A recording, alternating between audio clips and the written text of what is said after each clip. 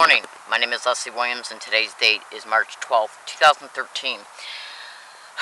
One of the main things that I hope my viewers will do is to look in the description of this YouTube video for a YouTube title that will literally show you a San Diego Public Library branch manager engaging in direct gang stalking. In that description it will show you what specific time that you are to listen very closely to the video, the audio of the video. Now, I'm going to get right to the point in reference to how he was caught. He followed me out of the library and started accusing me of acting inappropriately because I accidentally burped. That day, in fact, I still got it because I didn't finish it. I had bought a Coca-Cola at UTC before going to that library, and so I was a little bit carbonated. But understand this, please, fellow American citizens and fellow San Diegoans. I'm not lying to you about anything concerning the following statements. I'm not lying at all. I haven't lied in any of my videos. Every single time that I went to that library, because I experience it literally everywhere I go, organized gang stalking methods of direct conversation and physical gestures which are directly connected to sensitization methods. Now, there's also going to be some additional cooperative material for you to observe in the description of this YouTube video to show you that undisputably that I am a victim of this crime.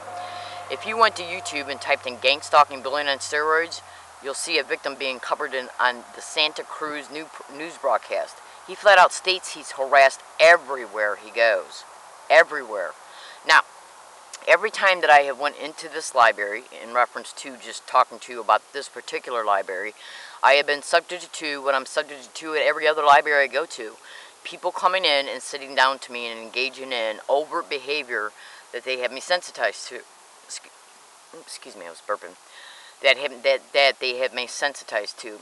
Sensitization is a clever way to make a person feel stalked. I'm going to include in the YouTube video, in the description of this YouTube video, a complete video that describes to you what sensitization is. And once you view the entire video, you will undeniably understand what sensitization is and how it's deliberately created and expedited. Now, again, like I said, when he followed me out of the library, he accused me of burping and being disruptive and trying to insinuate that other people have complained about my burping. This was just his way to approach me, even while there was a video camera on the building, to try and make it appear that other people have complained about me in reference to burping. SDSU tried the same shit, okay? Now let me help you understand something though. When he approached me with this dialogue, he stated that he had never approached me before in the past because he didn't want to make it appear that he was harassing me. Now, did you get that statement? Now listen to this. I was in the computer room, which is a separate boxed-in room that's got physical walls that is separate from the remainder part of the library, including the walking path to leave the library. It's in a totally separate box. It's a little room, okay? But it's got windows, okay, on the walls of the room. So I was sitting at a computer, and I wear a digital tape recorder, okay, attached to my clothing for 3 separate purposes. One is to make notes concerning astrophysics that I study online, so I can go back and review the notes. 2 is to make other commentary concerning other things that I'm doing online. And 3 is to catch any organized gang stalking, harassment, or assaults that might happen towards me on the tape recorder, including if I witness I'm being harassed from a distance through sensitization methods of any kind, whether it be direct conversation tactics or anchored physical gestures. I'll make a statement that it is happening towards me in case it escalates, okay, into a direct harassment. So when I was getting up, I was on a computer in that library, and I had this running on my chest, and the microphone is very close to. All I got to do is pretty much turn my head down, and sometimes when I do it, when I turn my, see, it'll be like this, okay, like that. You can't even see it. And then when I'll go to make a statement in it privately, I'll put my hand over my face, and I'll talk very low into it. And this microphone is very sensitive, so I don't even have to talk loud at all, okay? So I was on the computer wrapping up something I was doing online. So I bent over like this with the digital tape recorder like that, and I made a statement. I'm going to go outside to have a cigarette. Let's see if I'm harassed by the branch manager or an employee. Because I had already been physically gaslighted before by them in the past, and I had the audio files to prove it. Okay? Now, I made that statement in my digital tape recorder, then I wrapped up my typing on the computer in a separate room from the remainder part of the library and from the reference desk where he sits at. Okay? I finished typing what I was doing, and then I got up to zip up my black bag that I carry with me and my backpack, because I carry headphones and stuff like that, and that I got to take out of the computer to put in the black backpack to get up to go outside to have a cigarette. And as I was getting up and taking the things that I had plugged into the computer out and then put them in my black bag or in my other bag here, I don't know how well you can see it because it's kind of dark in here.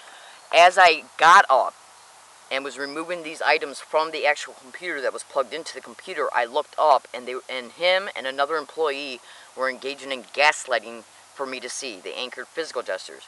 So I made a statement concerning it into my digital tape recorder as it was happening. I said, I'm being gaslighted right now by the branch manager and an employee. Now, I then left the computer room and walked out, and as I walked by the reference desk where they were standing, they said gang stalking. Now let's look at this real fast. Gaslighting is a name, a description, that describes organized gang stalking methods and tactics. He had already stated, which I have already stated at the beginning of this video, that he even admitted on video, because I took a video when he came out to harass me of the harassment. And he even stated on video and the running audio file that he has never approached me before in the past once. Okay? Now, I was stating in the computer room as I was witnessing him gaslight me, which means I was witnessing him engaging in gang stalking physical gestures for me to see. Okay? While I was still in the computer room. Then I walked out of the room and walked past him and his employees said gang stalking. Gaslighting is a term that describes gang stalking harassment. Now, what's the likelihood of me saying over 25 feet away from him in a separate room that I'm being gaslighted by him? Then I walk out of the room and walk by him and he says gang stalking. Gang stalking is one of the words that has to do with direct conversation methods of sensitization tactics. Yes, and he was caught. And that morning before I even went to the library, I made a video. And in the video I showed a cell phone picture of the date and time. And I said, let's see anywhere I go today if the word gang stalking is repeated around me at all.